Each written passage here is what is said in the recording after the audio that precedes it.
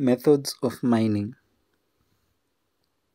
Methods of mining are surface mining, underground mining, and alluvial mining. Surface mining is a method of mining used to extract minerals located on or near the Earth's surface. It includes methods such as stripping and hill slope boring.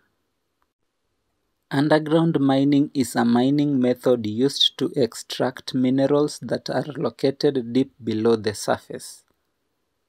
It involves creating tunnels or shafts to reach the mineral ore. Underground mining includes shaft mining, drift mining, solution method, and drilling. Alluvial mining is a method used to extract minerals that are associated with water bodies. It includes placer mining, dredging, sluicing, and hydraulic.